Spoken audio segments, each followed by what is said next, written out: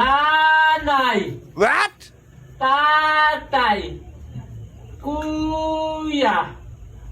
Babae. Lalaki. Ito kalay, kalambar niya ba sa? Untay. Kami, sino to? Untay. Ay, ang nani mo namin bukasan sa kalog lamang. Ay, mo lang English, oh. Ay, may bukasan sa kalog, English, ang may bukasa. Kailangan tapos mo ang Tagalog, diretso sa English. Bukang ka naman, puro lang ang Tagalog. Tagalog lang tay. Ay, ang English. Kumakuha ka mo. Lagi pa sa rin, kaya nun niya. Nanay. Lagi. Motor.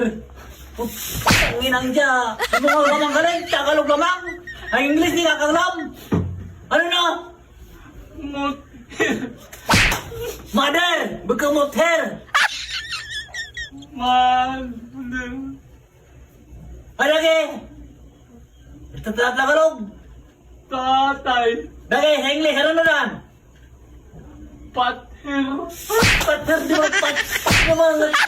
Mga kalaman, puro laman ng Tagalog. Gabon dyan. Lagi. Ano lagi? Tagalog. Ano dan? Kuya. Lagi, ano lagi?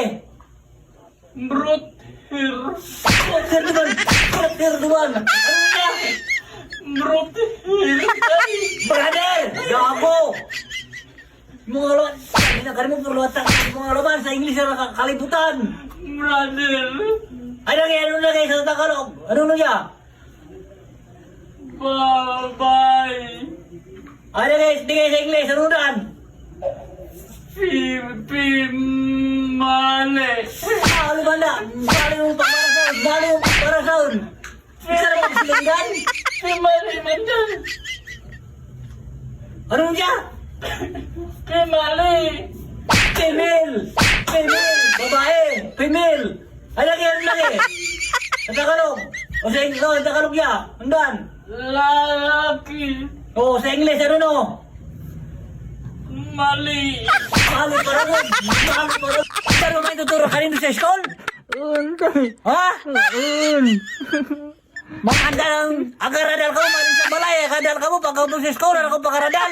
Mga di ka mo karabot, puro nga parbol. Ha? Agadal ka, wala? Ha?